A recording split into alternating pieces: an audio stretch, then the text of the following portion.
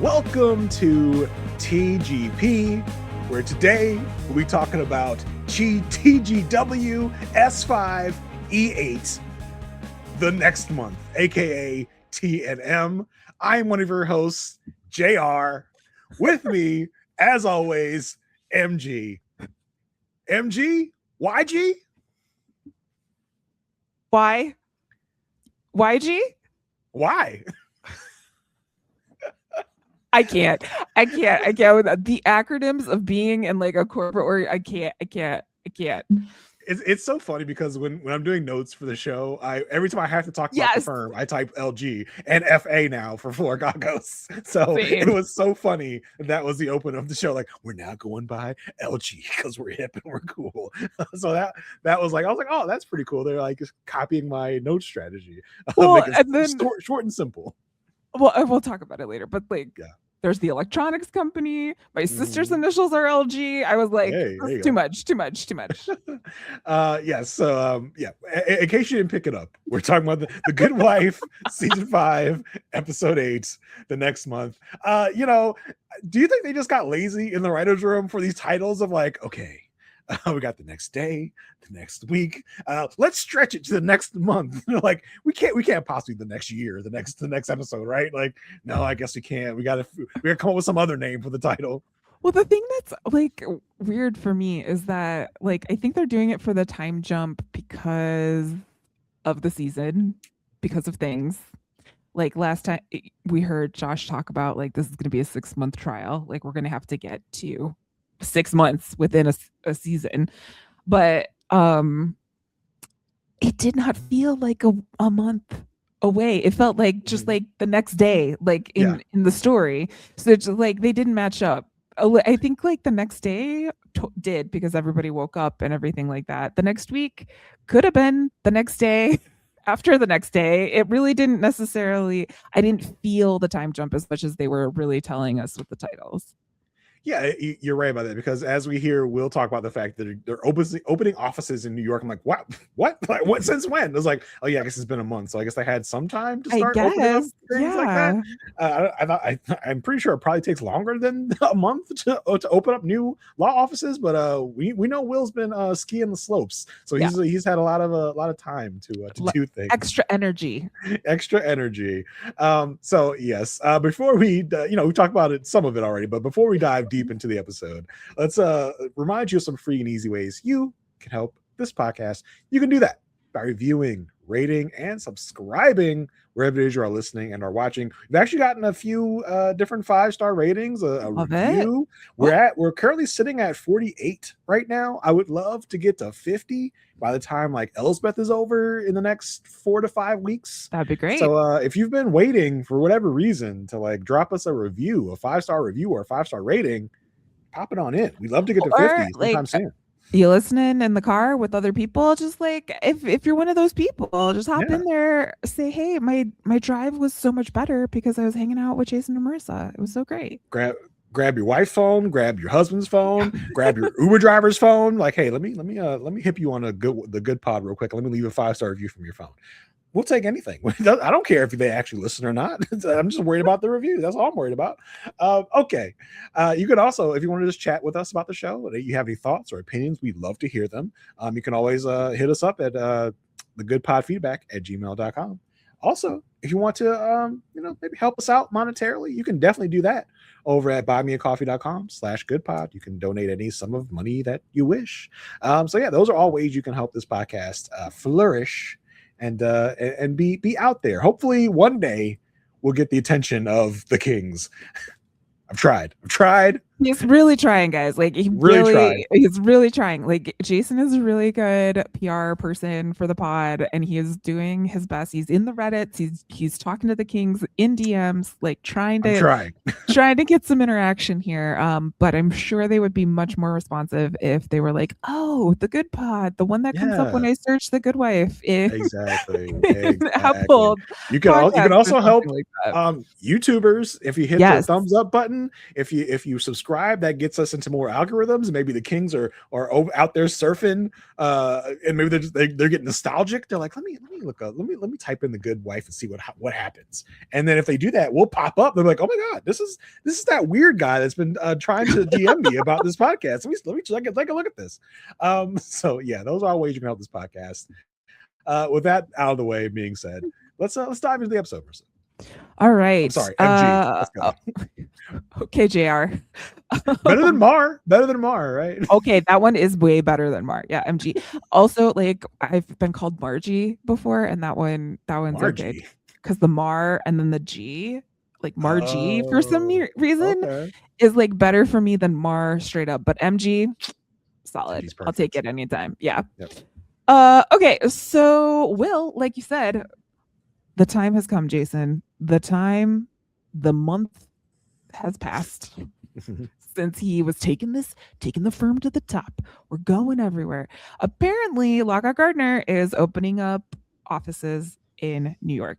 And Will is telling like the, I think, executive partnership board people. And while he's doing this, then he like tosses out new branding. This is where we are not to refer to Lockhart Gardner as Lockhart Gardner anymore. We are only to refer to it as LG. And also, but the design on this logo was basically like word art. Like, I don't really know what he was trying to convey with this, but I do want to also talk about Diane's reaction to this too, because it was a little interesting to me. Yeah, she's almost rolling her eyes of like, oh my god, this is ridiculous. Like she agreed to Will's like big broad plan in order for her to, I guess, keep her stake in the partnership, but she's just like, oh my god, like this guy's going crazy. And it really feels like it, this is what, 2014, 2015. That's reminiscent of the time. Also is reminiscent of like the 2000s, like also the early 2000s, where everything was getting like, consolidated and anagrammed. Like we're not this anymore. We're LG now because we're cool. Like we'd used abbreviations or not. What are they called? They're not abbreviations. Anagrams? No. I guess they're abbreviations. But before we started like taking vowels out of words and just putting R at the end, that was the next evolution of this trend. Yeah, we've gone too far now. Now we're replacing S's with Z's. Yeah, I don't even know. But why can't I spell, Jason? Why is spelling so hard for me? I don't know. Maybe because I don't know how to spell things because they keep changing things all the time. I guess I should have said that. Mars bars. That's me. That's you.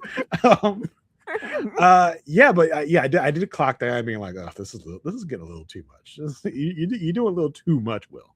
Yeah. And so he's standing in the conference room giving this information, and then Anthony just like stands outside the window and interrupts this whole thing. And he leaves super quick. Diane leaves, and David Lee leaves quickly to get the update from Anthony, which was sort of time sensitive, but also could have been an email at the same time. Because Anthony is there and he's like, this is who's leaving Florrick Agos. Like, these are potential people for you guys to pick up. And also they moved to a t-shirt factory on Grand Avenue, which David Lee is rolling his eyes at. And then second of all, and also there is someone who used to work here who wants to stop by and talk to you, yada, yada, yada. And they actually aren't being helped by the governor's office because of the ethical stuff. It was kind of just like a brain dump, like a dump of information that needed to be delivered by this character. Yeah, but it wasn't like urgent, in my opinion. It wasn't stand outside the window urgent. Hey, come here. Yeah. Interestingly enough, we heard again the name Sonia Rucker. I was like, hey, yeah, Sonia Rucker is actually leaving Florrick Agos. It's like, well, that kind of makes sense because it felt like Sonia was only leaving because Diane was leaving the firm, and now that Diane is back at the firm, and also the fact that Florrick Agos, is seemingly kind of shaky. She's like, oh yeah, why am I with these losers? Let me go back to my friend Diane, who actually has an office. Yeah, it does make me wonder if we are going to see Sonia Rucker, because Sonia Rucker has been like a name throughout the last like 5 episodes. We saw her in person with Diane. We talked about at the time how Sonya Rucker was a part of a previous season long ago. So and as we've learned, like Good Wife likes to seed things. So I do wonder if the Sonya Rucker case is going to be some other case we're going to dive into at some other point. Yeah, I love not remembering. Because like it's fun to be surprised by those things, and even on a first watch it's great to like be surprised when people pop up and when they come back. This one I wasn't too excited about because Will's girl toy person, Isabel, I think is her name, is there, and while they're like standing in the hallway getting this information, Will is super distracted because Isabel's in his office with a MacBook, needing to use his Wi-Fi or something like that, studying for like a driver's test. Like, how old is this person? I don't understand. They threw this information in there and then they never referenced it. We never understood why she was taking a driving course or driving test. I was like, that was a really, really random factoid to throw in there. I mean, maybe it will come into play later in another episode, but it never came into play again in this episode. I'm surprised Will wasn't like, hey, so you want to go to the bathroom connected to my office? Not my office bathroom. Not an office bathroom, but a bathroom that is conveniently here in my office, kind of, sort of. It is not part of my office. I want to make that clear. It is the bathroom connected to my office. Well, okay. Like, she may not have gotten her license when she was 16, but like in the state of Illinois, at least, the only other time I had to take the written test was when I turned 40. So like, and that's me and my driving record. What's up with this girl? Why does she, you know what I mean? Like, why is she taking this test? Because like the question was like, what lights do you put on in the fog? And Will's like, low beams. And Isabel makes a good point. She's like, why isn't it fog lights? That doesn't make any sense. And I think they're like the same thing, but anyway, while this conversation is happening, Diane, David Lee, and I think Anthony sticks around, and they're just kind of like looking in Will's office. Oh, it's Howard. Yeah, you're right. Howard is looking in, and David's like, do we have a Yoko Ono on our side to deal with or something like that? At that point, Howard does take the meeting with the former coworker who wanted to talk to Alicia. Important to note, because David Lee is like, who cares? Give it to Howard. Yeah, exactly. They're like, whatever. And it turns out to be Natalie, aka America Ferrera, aka Eli's love of his life. Like, we're so excited to see her again. Love me some America Ferrera. I was not an Ugly Betty fan. I was not I was not a Sisterhood of the Traveling Pants fan. Yeah. So I was late to the America Ferrera party. I was a big Superstore fan. So that's where I got my big dose of America Ferrera, and I love her forever for that show. She was great in that show. A great show. I could see you really enjoying that show, given God bless America. Yeah. I think I became a fan of hers in Real Women Have Curves. Like, it was an indie movie that came out when I was in college, and I was like, yes, real women do have curves. Yes, America Ferrera. Yes. And then I was like, oh, okay, let me follow you. But yes, she's back, and Howard is meeting with her in one of it's like a very Howard meeting. It's just like it's like, oh, so you want to come back now? He's like, no, I actually have a friend who's being deported, but we need to help him with a snitch visa, which I cannot believe that is what we call these things, but it's true. It's like official name of these visas. Like they kept referencing a snitch visa. I was like, wow, you actually call it that? And Howard is like, oh, Mexico. Oh, are you Mexican? Oh God. Just like, I love Mexico. I went to Mexico and I had a lot when in the 60s, a lot of things I did there. Although the ladies are very beautiful. You know what I mean? Like, it was giving her the creepy jeepies. I'm like, oh, gross. And Natalie, the smart and intelligent woman that she is, excuses herself from this room and goes to ask the receptionist, do you know where Alicia Florrick is? And I have to say, the receptionist, who I still don't know her name, she's been in like 5 episodes by now, but she willingly says to Natalie she doesn't work here anymore after we've seen this woman run connected to the phone to try and get Will or Diane to say that someone is asking for Alicia, and then we find out later actually gives Natalie this information of where she's at, and it has the new address of the offices. So it was a little interesting. The way that Will reacted later, that might be that lady's last day at the this might be the last episode we saw that receptionist, because literally she's like, it was almost as if she's like Natalie asked for Alicia, she's like, it's almost as if she looked around like, can anyone hear me? She's like, here's where she's at. Let's slip a piece of paper with the address on it. But like, how did she? I mean, I guess through Anthony. I guess is how they got that information. I feel like it's through the goes through the grapevine, right? Of like probably like assistants, receptionists. It go like if they had group chats back in those days, like if they had Slack channels back in those days, it was probably like, girl, we are in an abandoned t-shirt factory. You will never believe this. Like, you never believe where they got me working.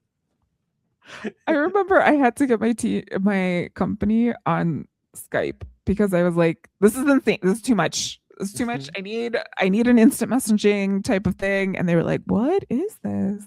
So yeah, she could have like Skyped or Google chatted that information. But yes. So Florrick Agos has new offices in a t-shirt factory. This was also like the time of this happening. I don't know if this happened in Baltimore or like this was like a thing, right? Like it was like, let's use industrialized places as offices and make them look cool and hip and amazing, and this open floor plan and all this cool lofty stuff. Yep. There's a lot of like abandoned breweries and like different factories that got converted into office space. Except, this time it's more of necessity than trying to be cool.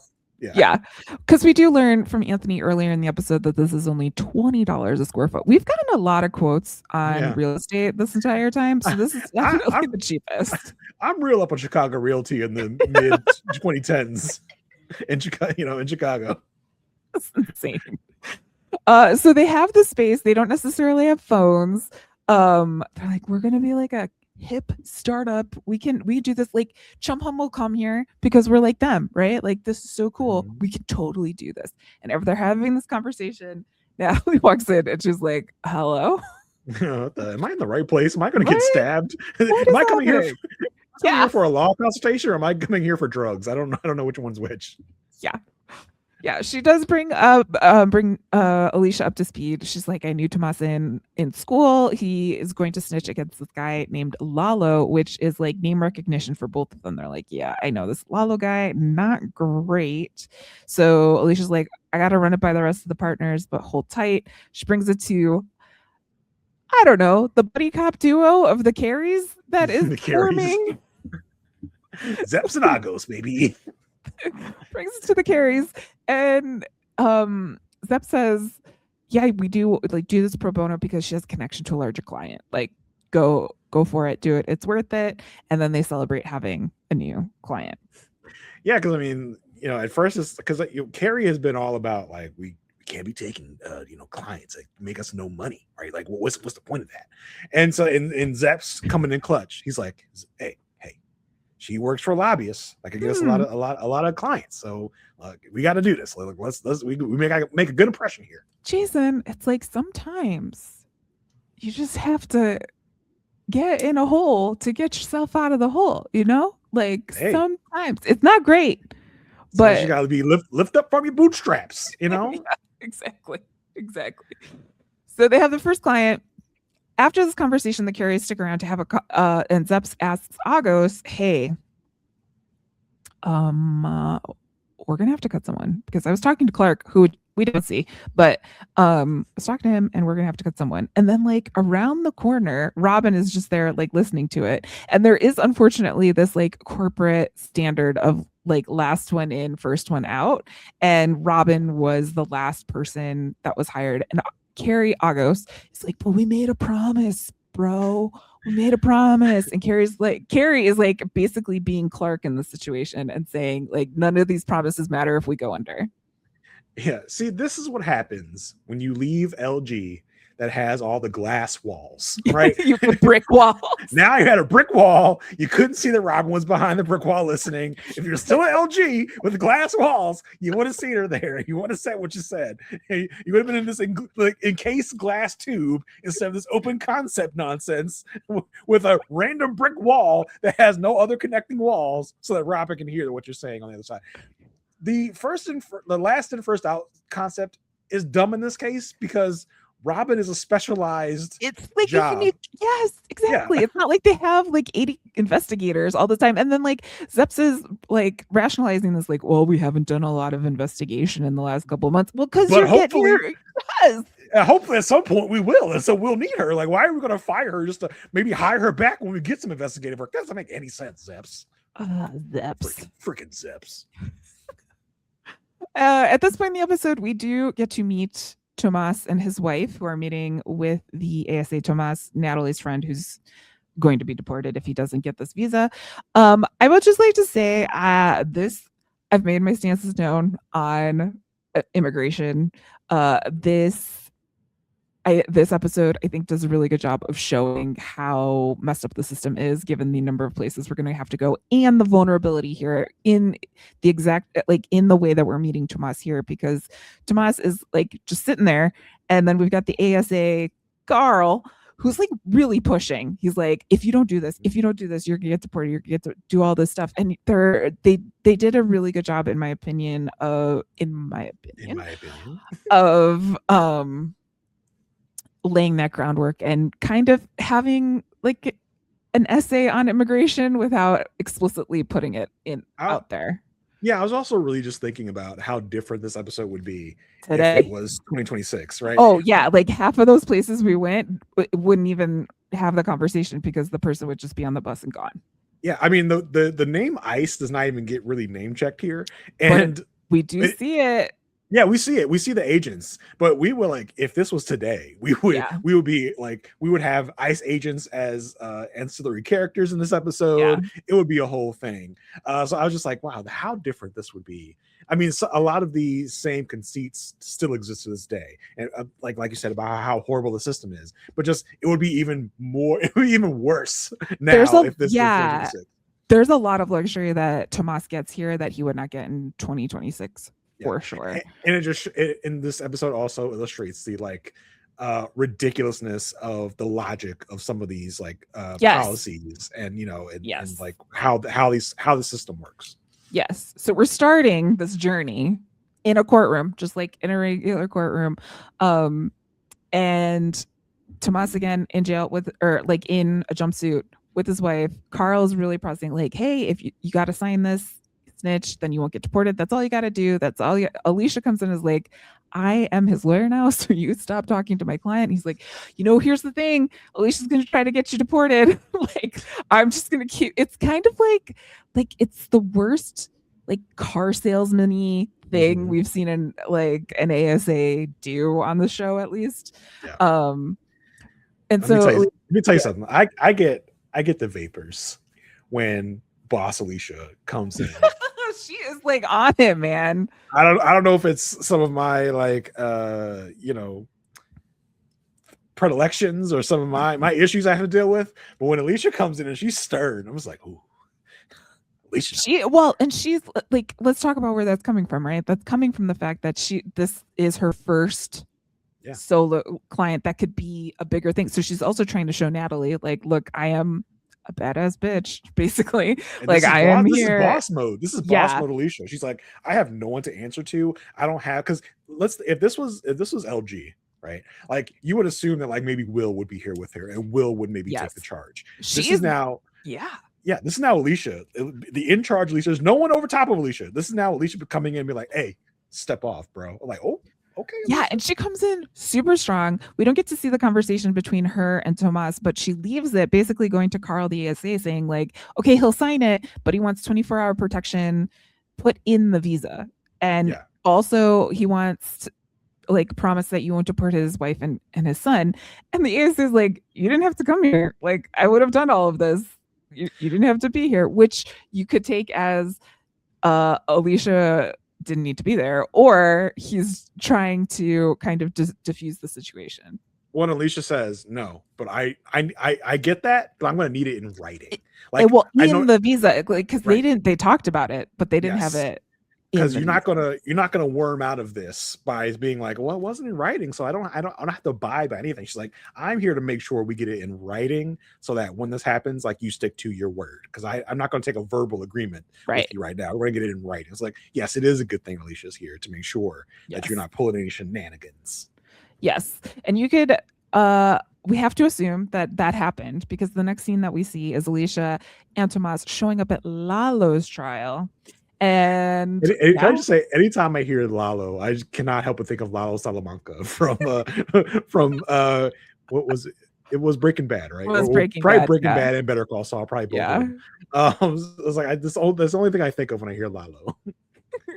I know that Lalo means grandfather in Tagalog, which is Philippine language. So anytime I hear Lalo, I'm like, whose grandfather is here? Like, what's going on with that?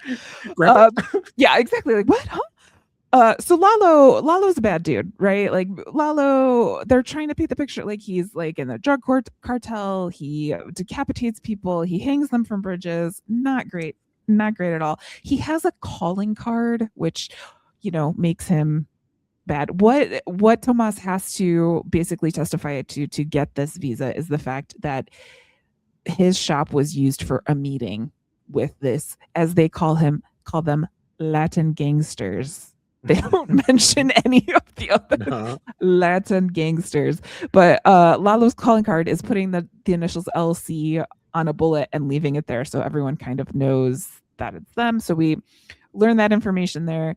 Lalo sees Tomas come in, like, looks concerned, has to talk to his lawyer about things, and Carl's like, this is great. Like, he's scared. This is fantastic. At this point, we think everything's going to plan.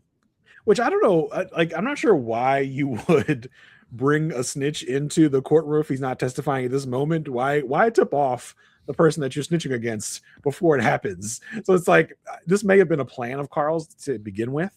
Yes. But like, his family is now already in danger before he even snitches. Yes. At this point was my thought. I was like, they're gonna kill Tomas now because we have to kill him before he snitches. That was my first thought before the episode went on. I was like, oh boy. Well, and good. Also from the ASA's perspective, it's kind of like a 2-for-1. If the guy doesn't have to snitch, he doesn't get the visa. Yeah, exactly. He doesn't get the visa, so bada bing, bada boom. He's gone. Lalo's gone. Yeah, which is kind of evil. Like, yes, very much. Yes, exactly. And I don't know why Alicia would even agree to that. To be like, oh yeah, we'll parade him in front of Lalo, no problem. Alicia, come on. Yeah, it was a little weird. Back at Florrick Agos' loft, Marilyn, who is still like literally the most pregnant person I've ever seen in my, not like physically, but like symptomatically, this woman is having a lot of. I got some questions for Marilyn. I got some questions for Marilyn. I'm looking a little side eye at Marilyn after this episode. She's addicted to pumpkin Pop-Tarts because they're the only thing that can really like calm her stomach. Eli is also there. They're there to talk to Alicia about Peter visiting to congratulate his wife on their new venture, whatever. They're like, there's no photos, no press. And Alicia's like, listen, he can come whenever he wants, but you're not going to police us into this. He's literally coming to a t-shirt loft. Like, it's not that big of a deal. Bro, Alicia hates to be pressed. She's like, I don't have time for little negotiations. I don't have time for the rules. If he wants to come, he can come. It's whatever, bro. Like, they're like, no, like, and Marilyn's like, there should be no photos, no press, no clients. Okay, Marilyn, you're doing too much. You're doing too much. You're like part of the ethics board. You're not another Eli. Okay, like you're doing too much, Marilyn. Calm down. So much. I love Eli being like, so. This is it, huh? Yeah, it's just like early stages. We're in the early stages. Yeah. But also, okay, so we're here. Natalie is also here. Natalie is across the way, and Eli is like, it was like, I don't know, he woke up from a dream. Like he was so He was so distracted. He was so taken by her. He could not find words. He was tripping over his words. He then didn't know what to do with himself because it's like, oh, Natalie's here. Okay. Eli was to Natalie as I was to fried chicken the first time I had it after my gallbladder surgery. You survived. I survived. It was good. It was okay. I was like, it was Popeyes. It was like, oh nice. I was like, like as I was being handed it from the drive-thru, I was like, and I started smelling it. I was just like, oh my God, I can't wait to get you home. Oh my God. Like I'm sure that's like how I was, like how Eli was with Natalie. He like I love, like we don't see Eli like that, like ever. And it was so delicious. Like, and of course it's why I blank on his name, Alan Cumming. So I mean, of course, anything he does is going to be like fun and great. But this was just really, really good because it's a emotion we haven't seen from him before. Yeah, he's like literally like does not know what to do. We get a phone call that Lalo has gone back to Mexico. Like Natalie gets this phone call, and Natalie is oblivious to the fact that Eli's here. Like Eli is flipping out, but she's just like really focused on the fact that Lalo went back to Mexico. He's going to Nuevo Laredo, which I don't know what it is with Mexico, but everywhere's Nuevo. Everything is new. Everything. We got new this, new that. Anything is Nuevo. Anyway. Tomas doesn't have to testify. This is great. Fantastic. Great. Oh my gosh. This is so fantastic. At this point, Natalie leaves. Eli cannot run fast enough. And as he runs, it's made even better by the fact that his hair flops. Did you see the hair flop? Yeah, and I don't know who taught Alan Cumming how to run. But oh my God. It was quite a sight. Like, can we not give this man a running coach before we shot this scene? His arms are flailing as he's running. It's like, what is going on? I have to know. I mean, I guess Nightcrawler doesn't really run, but no, like he's bamps for place space, goes poof poof. Yeah, poof. Yeah. So we didn't have to like do. I'm like that. I think that's the only action film Alan Cumming's ever been in.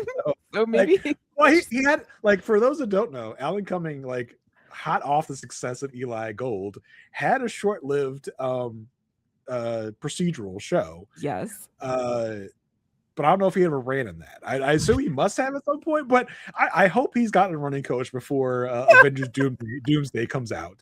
Because my God, I was like, what is this man doing? It was so awkward. Like it was, yeah. And then he had to like deal with the stairs. And then he had to like do all this stuff. He's looking everywhere. Look at where'd she go? And it's the classic, like, I don't see her. Boom. They run into each other. I mean, that run was like the Elaine Bettis Seinfeld dance of running. It's like, it was. What are we doing? It was. Natalie's like, oh my gosh, I didn't know if I'd run into you. I didn't think I'd literally run into you. And they're very awkward and very sweet. And they're just like, oh, I've been following you, not like stalking you or anything, but like following what you've been doing with your career. And I'll stalk you later in the episode, not right now though. Yeah. They do agree to have dinner that night. I mean, he almost left, right? He was almost like, hey, like, good to see you. But like, as he will several times this episode, he stops and he's like, no, Eli, the time is now. Get it now.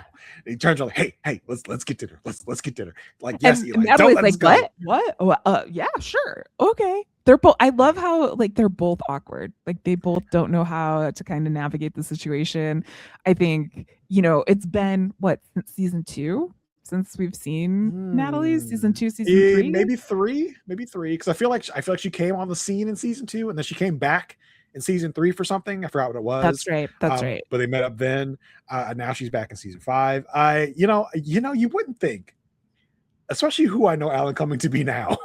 Like Alan Cumming, America Ferrera, like I wouldn't put them together like necessarily, but the vibes be vibing when they're together in this show. Yeah. So they agree to have dinner. Will is getting a call from Joe, Natalie's boss, and now all of a sudden Will's like, well, who's Natalie? I think we need to talk to her. Like, I think we should talk to her. And this is when he finds out that Howard is the one that talked to Natalie. And the fact that the receptionist gave Natalie Alicia's address. And he is pissed. He bangs on the freaking couch. He's like, damn it. And I do love, like, I love this sequence, right? Because first of all, freaking Isabel is like all over Will as he's taking this phone call from Natalie's boss, who's a big deal lobbyist. She's like, hey man, what's up? Yeah, who? What? Huh? And so he's like, hey, because I do believe, like, at the time of Natalie Flores, when she was a big deal here, this was around the time of Will's suspension. So you might not remember remember who Natalie was. And so he's like, hey Diane, who's Natalie Flores? And Diane's like, oh yeah, she worked here. Yep. He's like, okay, well, she's a big deal. So whenever she gets here, we're gonna have to really pay attention to her. And David, who was the one that was just like, phooey, who cares? She's not gonna make us any money. He's like, you can almost hear him go, gulp, like, like, I messed up. This is because David like lived in the basement for the first he was on the second floor of suites they own in his own little family law land. So he's like, I don't know who this freaking Natalie person is. I don't know, but Howard found out, and they're like, oh man, okay, fine. And like you said, Will was pissed, and then but Diane's response is, it's not lost yet. Like, she's very like level-headed. She's not going to the same extent as Will. Listen, Diane is not skiing. That's true. Diane won't get into recreational drugs until the good fight later in the series, in the life of the series, of this franchise, I should say. So she's calm and level-headed. She's like, it's okay, it's all right, relax, Will, chill out. We'll figure it out. Yeah, and Howard's like, I didn't do anything. I didn't do anything wrong. I was only complimenting Mexicans. I just said how sexy they are. What's the big deal? Like, God, Howard. Alicia's at home playing with like the interior design version of Sims, basically, to design the office. And she gets a phone call from Tomas's wife saying they took him to I want to say Nueva Leon because that's where my dad's from, Nueva Laredo, and that he's gonna get killed. Basically, like, they took him to Mexico. He's gonna get killed. He's a snitch. That's where Lalo is. Lalo's gonna be there. He's not gonna be in jail. He's not gonna have the protection or Tomas isn't gonna have the protection that he needs. So Alicia gets on the phone right away with ASA. Carl, I'm just like, Carl Dolan. Anytime I hear Carl, I think of Walking Dead. Carl! There was also the sketch that Kristen Wiig did on the Tonight Show where she dressed up as Daenerys from Game of Thrones, and she called her dragon Carl, and then she just kept going, where's Carl? So anytime I hear Carl, it's like, where's Carl? So bad news. This is bad news. Robin goes to check in with Kalinda, and she's like, hey, so like, have they hired anyone else here at LG? They're gonna, like, these guys, they're gonna lay me off. And Kalinda really cares in this moment because Robin is basically like, put in a good word for me. And Kalinda's like, look, it's not gonna work. Like, girl, there's not a word good enough I can put in for you after what's gone down. But I mean, I think Kalinda may be a little short-sighted because so far, LG, mainly Will, has taken in a couple of different people if they can give good information. If they have good intel, you can come back. But Kalinda's like, Kalinda's also like, I just got rid of you. I just got my job back to myself. So I'm not going to be, trying to, get you back here to shorten my workload. I don't think so. Yeah. And she tells her, like, make yourself indispensable. And Robin's like, but I'm not you. And just like, you don't have to be you. Or you don't have to be me. Be you, basically. And then it's like, nothing changes you, because she shares what happened at the state's attorney's office and how she made herself indispensable there. And so Kalinda tells Robin, nothing changes you like the loss of a job. I gotta tell you, as someone who's experienced that 3 times in my life, it's not fun. but it is true.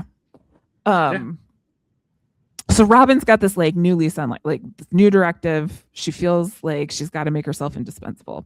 So then we see Eli and Natalie at dinner. Oh my God, they're so awkward. Eli is like, I'm not looking at my phone. I'm not going to do it. I'm not going to do it. I respect you so much, Natalie. I'm not going to look at my phone. And the phone rings and over and over and over again. And it's the governor's office. And she's like, don't you want to get that? He's like, no. We find out that the Cirque du Soleil boyfriend got married to someone else. And there was this cute little moment where Eli's like, oh, I'm so sad. Oh, no. Natalie's like, no, you're not. No, you're not. We learned that Natalie is looking forward to speaking or hearing Peter speak at the Minority Voters League on redistricting. This is where Eli's like, we had to cancel it because with redistricting, you offend somebody. So we're kind of like staying out of it. And this is where Natalie gets a call from Alicia. She is interrupted with the news about Tomas being sent back to Mexico and kind of walks out on this dinner. But she says, can we do this another time? Like she really doesn't want to go, but she has to go because of the situation. My thought was like, Eli, go with her. Help her. Like, but no. probably he's thinking like, don't want to really get into that as the chief of staff of the governor. So I get why he might have wanted to sit this one out. But if you want to impress this woman, Eli, you go with her. Yeah, but does he know? Like, I don't even know if he knows right now. Yeah. I mean, how far do they get into their conversation about what? Yeah, I don't know. We don't know. I mean, Eli helped her out last time she was in town. He went to the ends of the earth to help her out with another person that was getting deported. This woman just can't stop being around people that are getting deported. But like I maybe he was just like, I can't really get into that. But I was like, if you want to really impress this woman, you should go. You should help her. Like I would have loved a Natalie, Eli, Alicia team up. Now, what's interesting about this, right, is that Alicia gets the phone call at home. She's like, oh my God. Gotta do something. She calls Natalie. Oh my God, we gotta do something. The next scene takes place the next day. Yeah, like, I know. I was like, oh, okay. I guess we are doing something tomorrow. The scene is where they're talking to Carl on the steps in the courthouse, and Carl's like, well, the thing is Tomas didn't actually snitch. So he can't get a snitch visa if there is no snitching. And Alicia's like, you're sending him to get killed. You're sending him to the exact place where the person he was going to snitch on is going to go. Carl's like, I know that sounds unfair. Because it is. I know that sounds bad. But also we can't talk about it anymore because Tomas is going to be on a bus at 4 o'clock in the morning and he's going back to Mexico. So he's already on the bus. He's literally on the way. Yeah. And it's like, he basically snitched. Like he pre-snitched. He's the reason that the guy is gone. He snitched. He intimidated. He just as good as snitch. He's like, oh nope. He technically via the letter of the law didn't snitch. So I gotta give someone else a visa. I feel good about myself.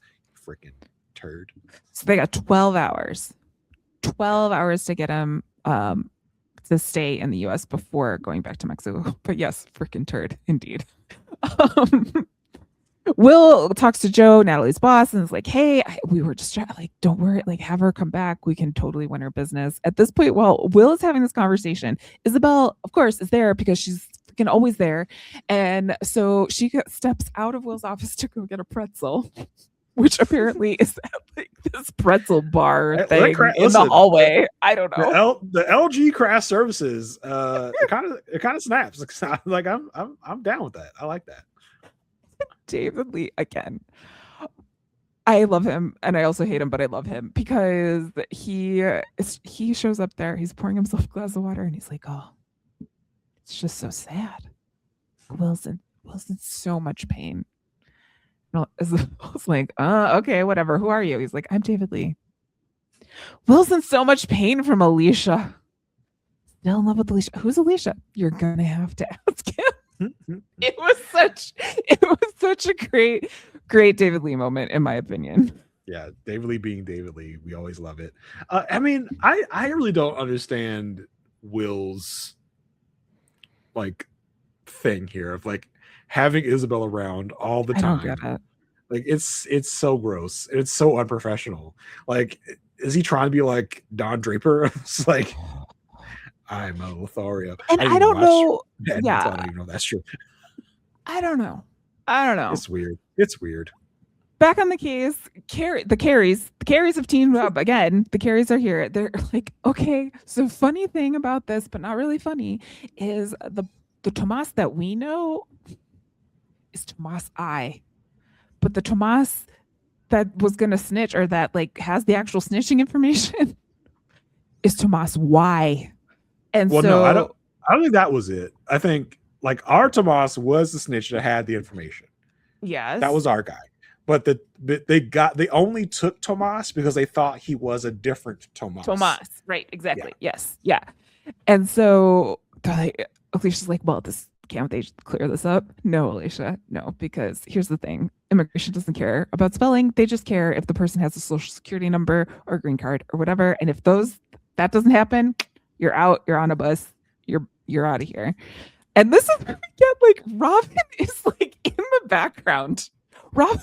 She's like, you have to find the other Tomas. And it's like, oh, okay, yeah, good idea. Who should do that? She's like, let me find him. Like, she's like Batman. She's like Batman.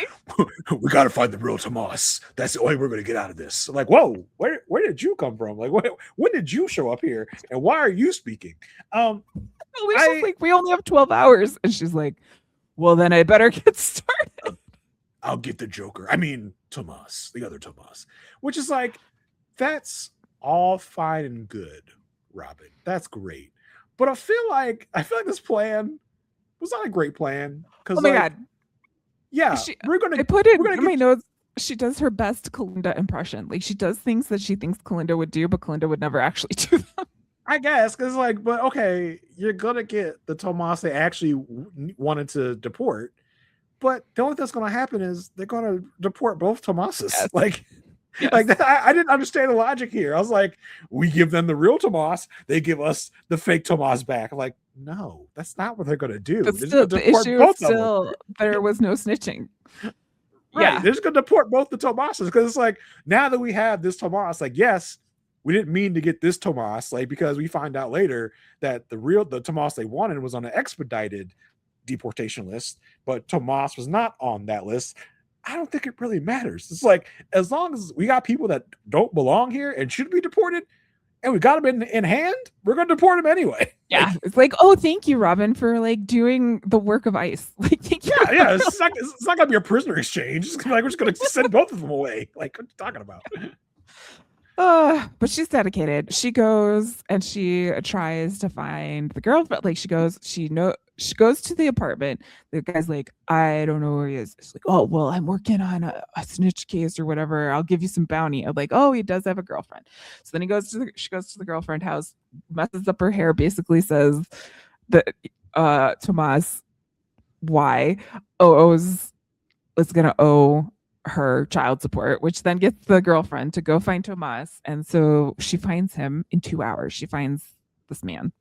But it was like also like, but it was weird. It wasn't like, it's just weird. It was too intense, in my opinion. It was it was her doing her best Kalinda, which worked, because this is something that Kalinda would do, like come up with some lie to get the girlfriend to go lead her to Tomas. So I was like, okay, like this was good. I mean, she did some method acting, right? Of being like, I think she's trying to be like a strung out on drugs person, which is why she like mussed up her hair or something, because you could tell the girlfriend was also a little shaky. Yeah, a little bit. So I was like, okay, I see it. I see the vision, Robin. I see where you get into your Kalinda-ness. Okay, I like it. Back at the governor's office, Marilyn is updating Peter on the visit to Florrick Agos and Associates. She's like, poor Marilyn. Poor Marilyn. Marilyn's like, we would advise you. Alicia does not want to do all the hoops we're making her jump through, so we're gonna have to like postpone this little visit so we can get this work. He's like, no, I'm just gonna go. It's like, and then like the next thing out of her mouth is like, and we went through and we canceled your speech, and Eli's like, not really. Like, we're gonna do it anyway. And she's like, Why am I even here? And then, like, she follows Eli.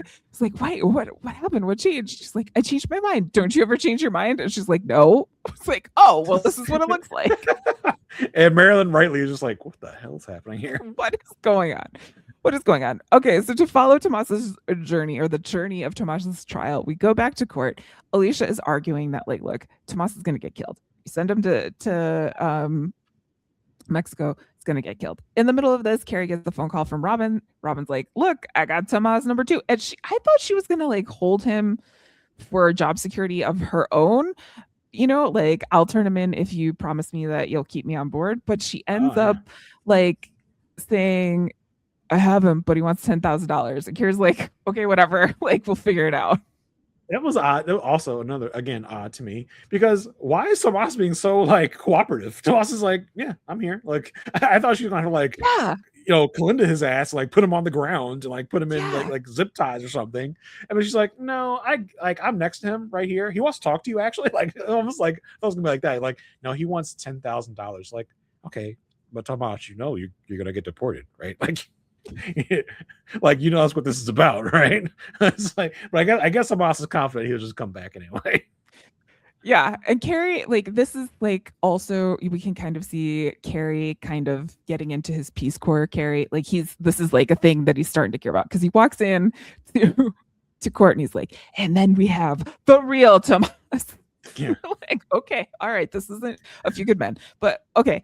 And they're like, okay, well, that kind of mix-up isn't out in this court. You're going to have to go to the Board of Immigration Appeals.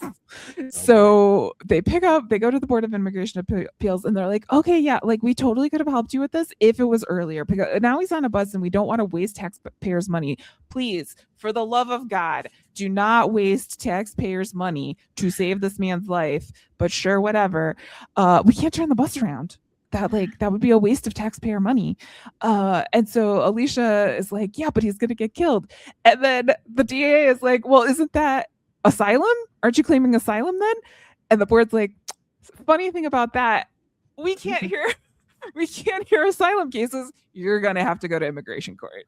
Yeah, we've seen this a couple times in this series of, like, running in between different courts of, like, oh, you gotta go there, you gotta go here. And I love every time it happens, because it's like, they pick up all their stuff and look at the other side like, well, I'll race you. Yeah. Last one to get there's a sore loser. So I love the running around, and it also just shows the, like, ridiculousness of the system. Absurd. So Eli's in his office at this point. He's there. He has told his assistant to clear everything. We clear everything all the time. He's reading, and then as he picks up the phone to yell at his assistant, like, I told you to clear everything. He's like, oh, Natalie's here. Oh yeah, okay. Like, send her in. And he, like, does the funniest pose. He's just, like, trying to look, like, all serious, and then he, like, smiles at the end. It's like, it's so funny. Love it. So funny. And so Natalie walks in, just like, I just wanted to apologize for running out last night, and I'm gonna run out on you again because I have to go to court, but I really just want to say, like, maybe, like, next time we're here, like, we should go out for dinner. Sounds great. Also, I brought you these dried apricots because they reminded me of you. For so awkward. I brought you some dried apricots. So great. So awkward. And Natalie leaves. Again, we get a run from Eli running after Natalie. And he's like, listen, Natalie, we have to do this now. Like, if this was almost like running after her in an airport. It's like, if we don't do this now, we're never going to do this. And you can see Marilyn, like, in the background going, huh? What's up with that? Okay. Yeah. I'm getting it. I'm understanding now.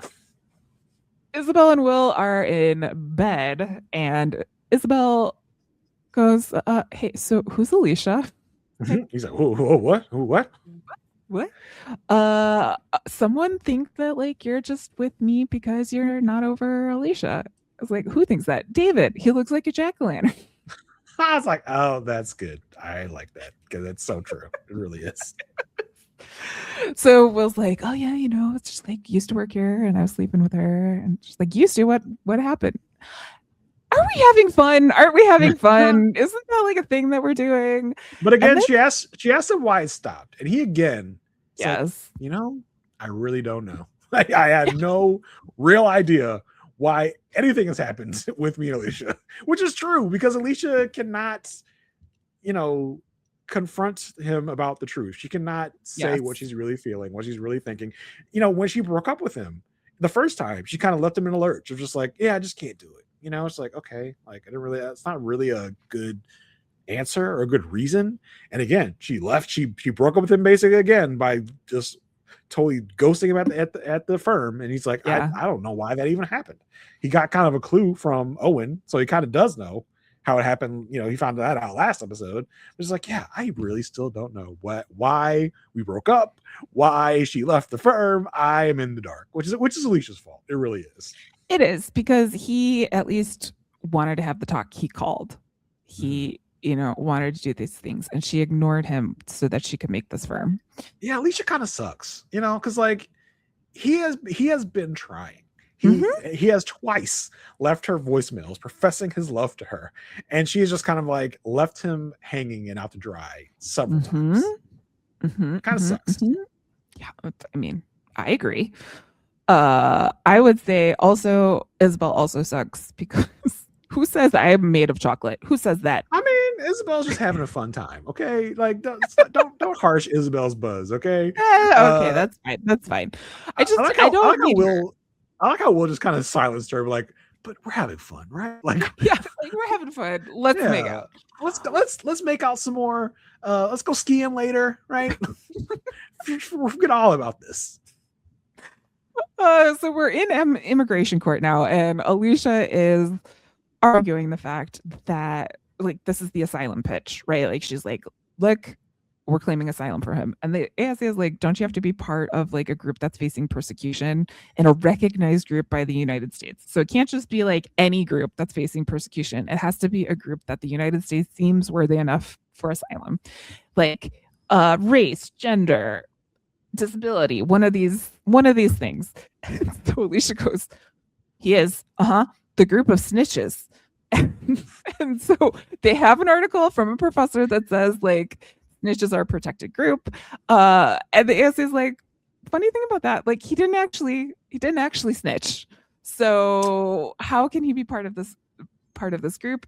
As this is happening, Natalie gets a call from Will. Will is making this call while Isabel is dressing herself and also throwing herself at Will.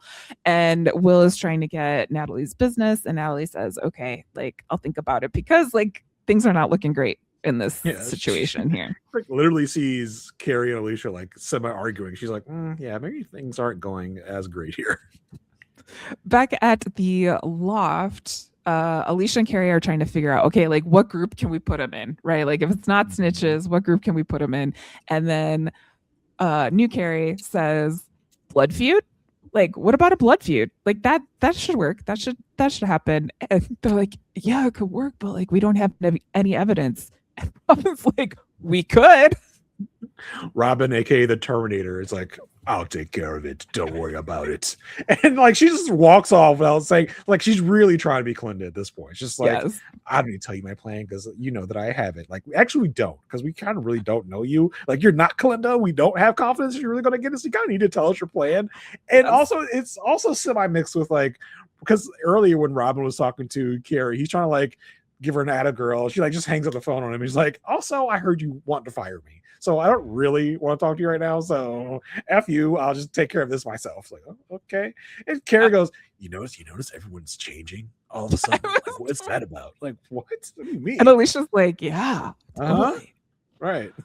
Totally. Back at the governor's office, Marilyn talks to Peter about Eli and Natalie. She's like, look, like this could be a thing. But then I hate this because Peter is the worst. Because Marilyn is having her like episodes of pregnancy, and she's like, I just hate being weak.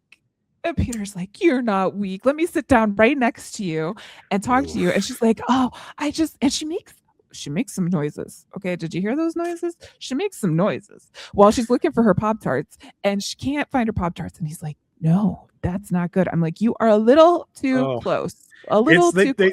they share like a millisecond of a look. And I was like, oh no. It's bad. It's bad because when she explains the fact that like Natalie could be an outside influence to make decisions that, you know, get to the governor's office, he is like, I understand. And I will look into it. It's like in a weird flirty way that he says it. Yeah. At this point, I was like, I think Marilyn might be playing up these pregnancy sicknesses to like make her like, I mean, listen, I'm all for women using things that are usually looked down upon to their advantage. So love that for you, Marilyn. But I don't love it because like it's Peter. Just like, oh my gosh, he's falling for it and he's giving her the look. I was like, oh, let me find out Peter has some like pregnancy kink. I was like, weird. But Marilyn also just this is the snitch episode. Marilyn's out here snitching on Eli. Like, I think maybe it's a thing with Eli in his personal life. Maybe influencing him to influence you. Like, Peter, you're now getting influenced by someone, by Marilyn, so you can't really be on Eli's case.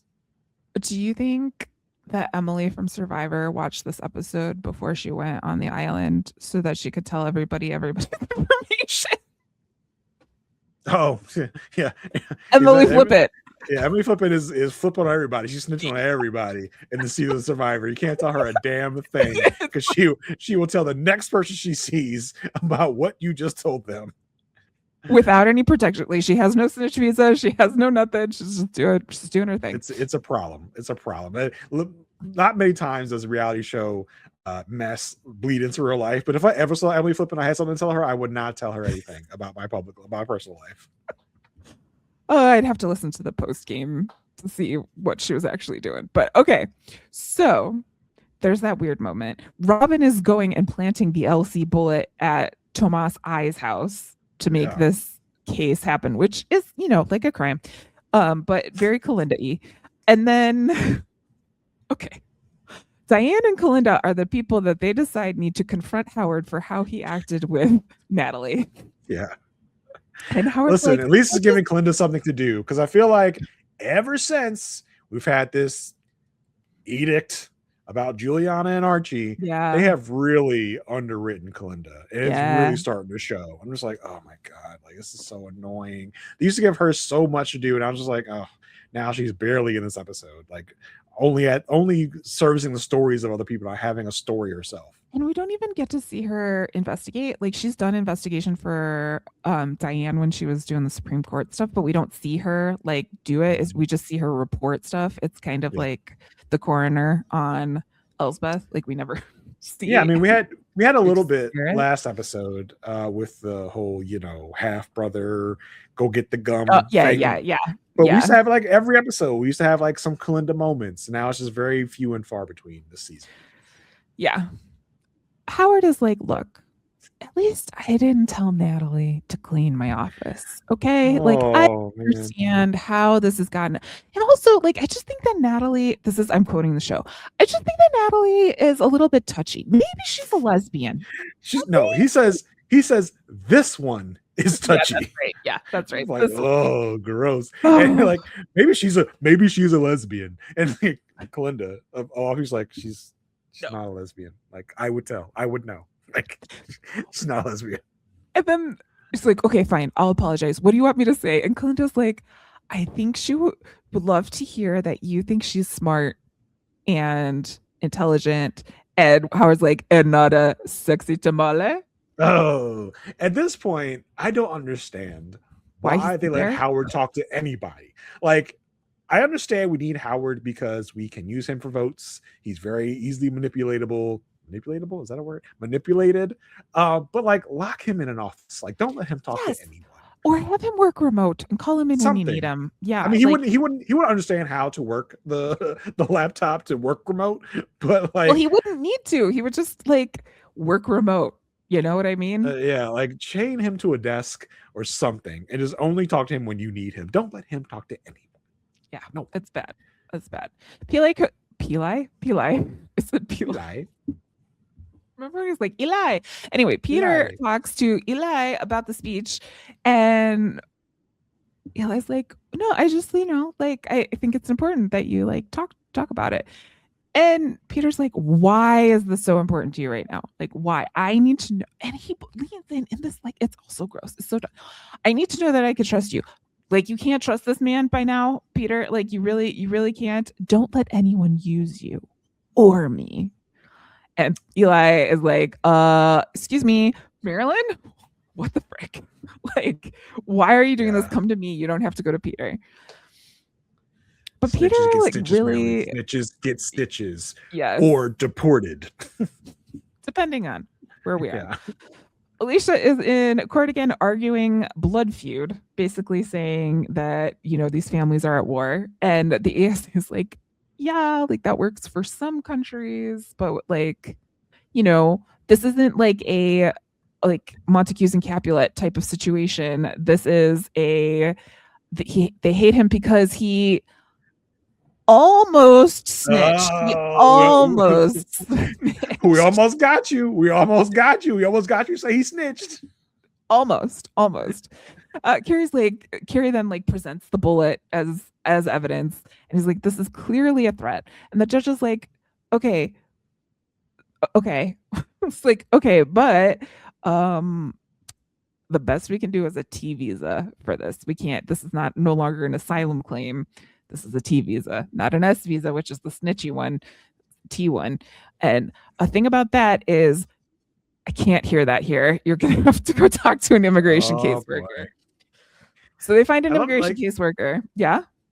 I love this judge. I don't remember if we've seen this judge before, but like the Bob Dylan obsessed judge wants to quote Bob Dylan. He's like, you know what Bob Dylan said?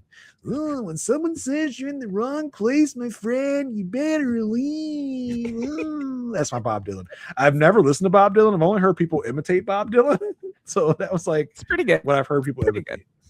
It's pretty good. They find a caseworker walking down the hall, basically, and she's like, listen, I can only do this for Mrs. Ruiz and his son. Like, I can't do this for Tomas himself.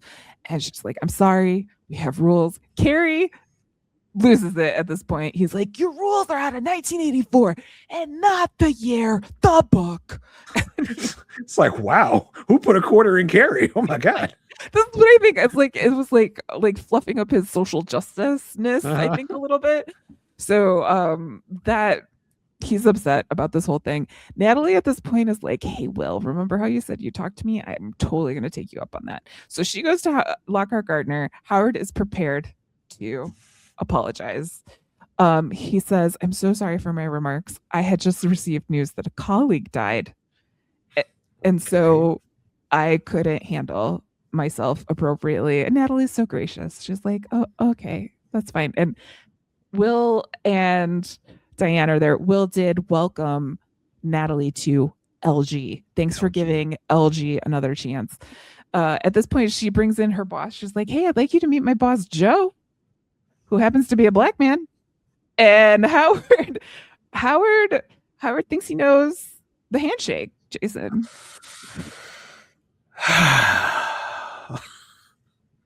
He's like, hey, what's up, my brother? My man. Oh, my God. And then you can just see, like, Diane and Will are like, oh, my God. We don't see what happens in the meeting at that point, but I assume it just did not go very well after that point. Still on a mission to save the world, Robin goes to the Mexican consulate and says, hey, okay, we got this guy on a bus. Being sent back to Mexico, but the thing you don't know about him is, one, his name is Tomas I. Second of all, he's a con man who specializes in airbag fraud. It's just like airbag, like really, like literally as two different words. She says they're very funny. Like, and I can't believe like this is what they're doing. The United States, instead of taking care of them for yourself, sending them back to Mexico. But remember, you have the opportunity not to accept him at the border. And that's what happens. They turn him away at the border.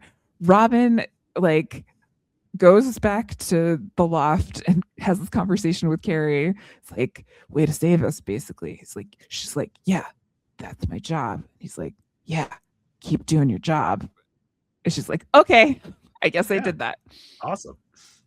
Alicia does tell Natalie. Natalie is not there. She's at dinner waiting for Eli. She gets the information.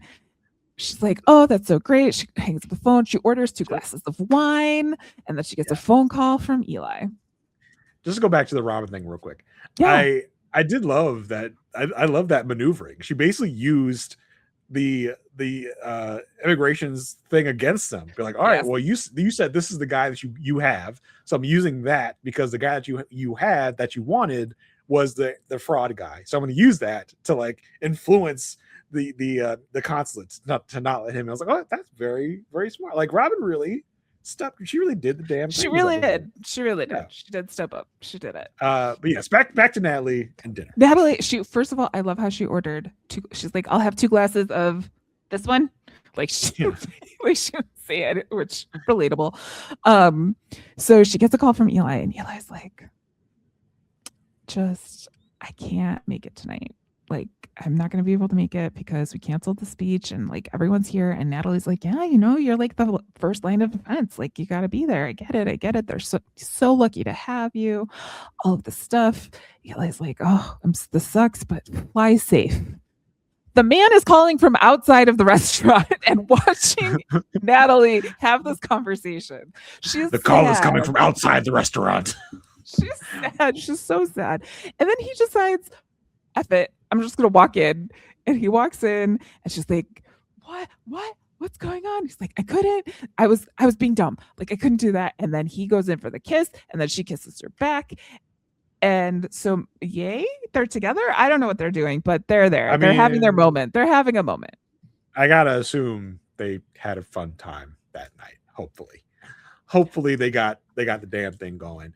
And like, I can just imagine the whole time that Eli's like on his way to this restaurant. He's like, no, I'm not going to go. I'm not going to do it. Like, no, I got to do it. I got to go. So back and forth the whole time. He's probably coming there. Like now he's at the window about to go into the restaurant. Like, no, can't do it. And he's like, actually, I will do it. I will be big bad Eli and do this thing. It's like, well, and he does say like, I lie for my job every single day. It's a skill, actually. It's great. I'm great at it. It's fun. But lying to you sucked, and I couldn't do it anymore. So I think that is like the thing that got him forward and into this situation. Like Eli, I think you can date this woman. I think it's not going to be a big problem to separate, relationship from job. Like I don't think she lives here either anymore. No, she's in Washington. Yeah. So it's just like, it's going to be a long distance thing. I hope we get at least some updates. I don't think America Ferrera is going to be a big recurring character on the show. I hope we get some like, I talked to Natalie last night. I hope she just doesn't go or like the way of the dodo bird or whatever. We just I can't make it. I can't make it this weekend. I'm going to Washington, D.C. Like something like that. Yeah, something. So Alicia's alone in the loft. She turns on music with that speaker from that killer man. Remember? Yeah. Mm-hmm. Yep. She turns on the music. She opens her office chair. This is a moment where, like, when you get a good office chair, you got to give it a spin. Like it's just part of the rules. So she's there. She spins. We hear the ding of the elevator.